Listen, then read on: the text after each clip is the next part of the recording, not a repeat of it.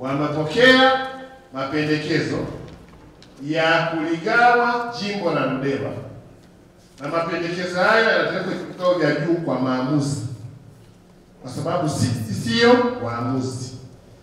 La pili, wajumbe wa kikao cha ushauri cha mkoa RCC kwa kauli moja wamependekeza jina la jimbo la Njombe mjini libaki kama lilivyo,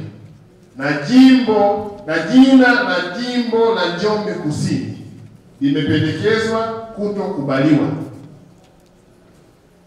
Tunapeleka pia kwa mapendekezo kwenye vikao vitakavyofanya maamuzi. Na tunafika hapa kwa sababu pia hamna vitu vya maendeleo vya kujadili kwenye vikao. Ndio maana kuja na ujinga wa aina hii kujadili. Ingekuwa mnajadili mambo ya maendeleo, kwa sababu nyinyi mmekaa kwa kujadili kuhusu ushuru wa mazao ya watu, ushuru wa choo, ushuru wa minada.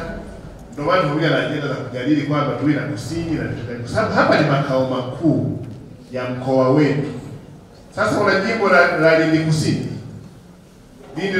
jimbo la Kigoma Magharibi, makao makuu ya mkoa wenu mnahitaji hivi. Sisi hii ni center.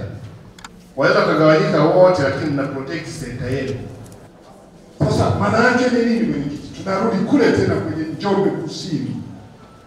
Nilikuwa ushauri wangu kama tunakubaliana, tukisema sasa liitwe jimbo la Njombe Kusini, sioni kama inakaa sawa. Tunarudi kule ambako haya majina mengine yalichoondoka yamekufa. Tuite jimbo la Njombe basi. Tuite jina la jimbo la Njombe. Maana nani kule jimbo la kaskazini limekufa. Jimbo la nani limekufa. Sasa hili libaki tuseme jimbo la Njombe. Mwenyekiti, nitakupa mfano hai. Makambako ndio tunaiona. Pale Makambako palikuwa na kata inaitwa Makambako. Kata ya Makambako. Kata ya Makambako imekuja kuzaa kata 9.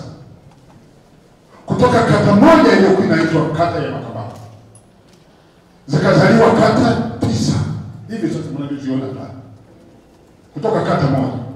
Baadaye hizi kata, neno kata ya Makambako kwa haipo. Baada ya mambo hayo mawili, kikao cha RCC kinawatakia mchana mwema. Asante.